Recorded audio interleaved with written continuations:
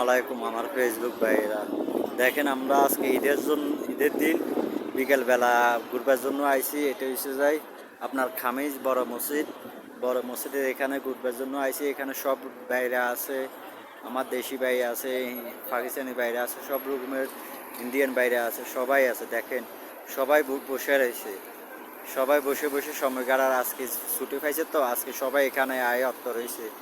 দেখেন এটা হলো খামিজ বড় মসজিদের এখানে সব রকমের বাইরে আছে। এখানে কেউ সেলফি লওয়ার, কেউ বই রয়েছে, কেউ বন্ধু বান্ধবের সাথে কথা বলে।